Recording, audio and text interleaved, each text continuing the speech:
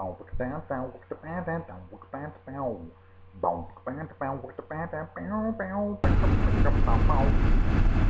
folks, BC here. You're watching BC's Deuce and Guns. Today I have a DIY episode where I'm changing the oil in my F250 diesel engine. Enjoy. For the most part, changing the oil in a F250 7.3 liter diesel engine is the same as any other car, just a lot more, bigger filter and more oil in general. But the same principles I'm going to show today will work for pretty much anything out there. And first step is to get all your materials, and second step is to get out and actually drive the vehicle around, get it warmed up, get all the dirt suspended in the oil and oil warm so it'll flow easier and get all the dirt out. So let's go get that taken care of and drive around today.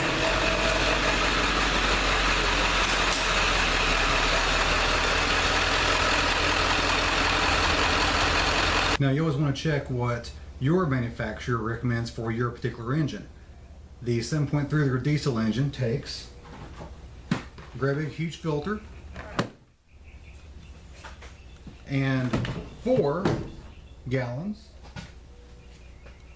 of good quality diesel oil. Now let's go underneath and drain what's already in there.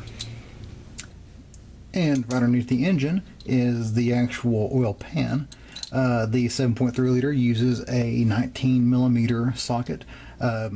Your vehicle will probably be different, so I would recommend just crawling underneath your vehicle with your ratchet set and just figuring it out. Now let's open this up here. I've already positioned my drain pan underneath this,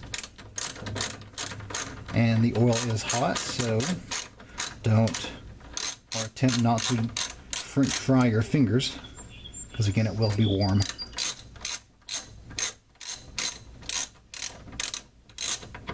Oh, ow, that is hot.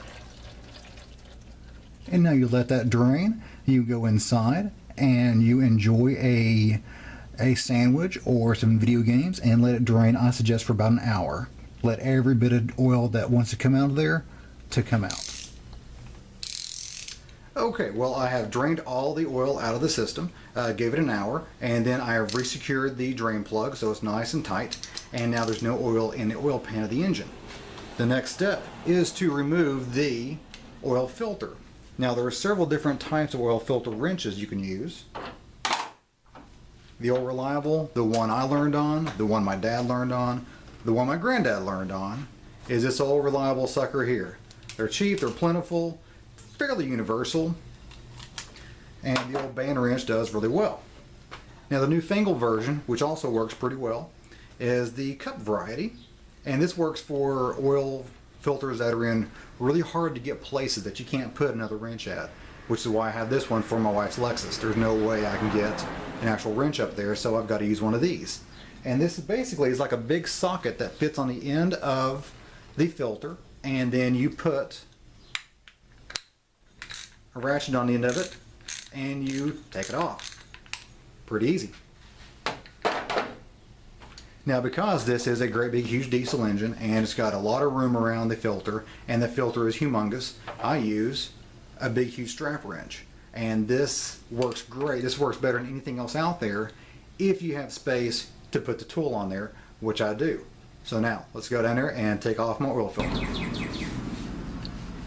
Now I have repositioned the drain pan underneath the filter, and I will go ahead and loosen up the filter and take it off. There'll be a lot more oil in there, and I will go ahead and let that drain as well.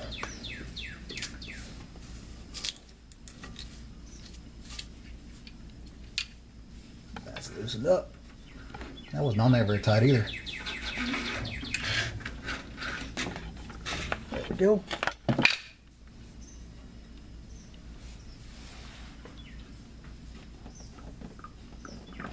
Oh,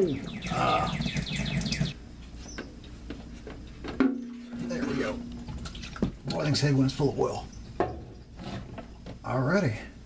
Now let's clean this up and then put on the new filter. Now if your filter sits in a vertical position, straight up and down with the opening up on top, I would highly recommend filling that filter with oil so you don't have a dry start. A dry start is when your engine is pumping oil into the filter trying to fill it up and the oil is not getting to the critical areas that need lubrication in your engine. So to do that, since this engine does have a filter that's straight up and down with the opening on top, I'm going to fill this filter with oil and go ahead and reinstall it. Okay, empty filter there, ready to be filled up. I'm going to just go ahead and just start pouring. It's okay to be a little messy, not a big deal. And just pour it. You're going to fill up that little center section, as you can see. Fill it up and it will immediately start to absorb into the filter media and go right back down. I'm trying to fill that whole thing up, which is probably about 1.5 quarts, 2 quarts of oil in there, because this is a really big filter. It's much bigger than your normal sedan. I'm going to do this and then we'll go back underneath the truck and we'll reinstall this filter. Now the hard part is shimming underneath your truck with a filter that is full of oil that you're trying not to spill. Alright, that's on there. Just spin that sucker on and you just want to go a really solid hand tight. You do not want to use your filter wrench when you're putting the filter back on. Just use some good old homegrown muscle and your 2 good old hands, and that pretty much takes care of the filter. There we go. Now let's start adding oil. Now before you actually add new oil into the system, check underneath your car, make sure that you've actually put the oil drain plug back in. I've had people actually drain fresh oil right into the ground. It's a bad idea and good waste of money. So you're going to find your oil engine cap here. It's going to look like that. It may not say engine oil, it may just say oil, or it may just have that 1950s oil can look. I don't know. But they all look pretty similar. Now what you're going to have is you've got your funnel. This is the funnel I use. There are several different types. One general rule I always have is when you're done using your funnel, stick an old towel, an old t-shirt, newspaper, whatever inside your funnel, because that will keep all the junk, all the debris, sawdust, anything you're doing in a garage out of your funnel, because you don't want to drain dirty oil straight into your engine, because that's the reason why you change your oil, to get rid of the dirty oil. So this is a fresh, clean funnel because I've had it covered since I last did a change.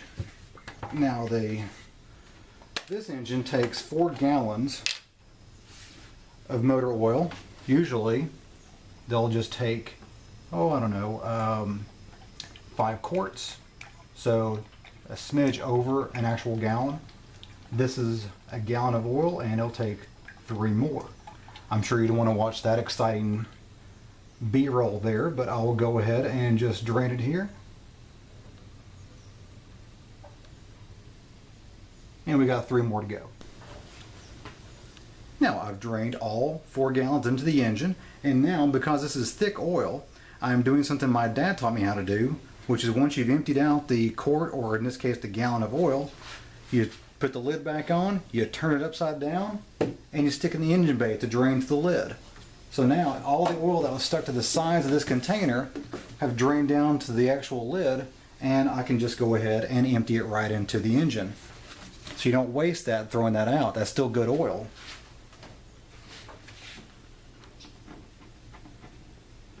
And there we go. It's about a half cup of oil came out of that.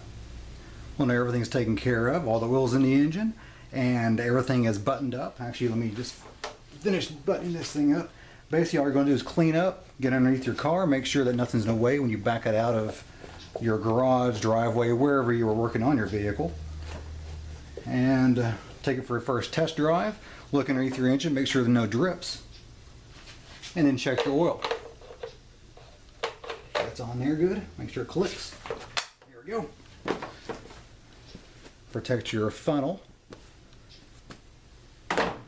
Well guys, I hope this really helps out with any kind of car repair you might have, or just kind of familiarize yourself with what either the people at Jiffy Lube are doing for you, or maybe entice you to do it yourself, because you can save a lot of money and at least you know you're doing it right. You don't know if they're doing it right or not.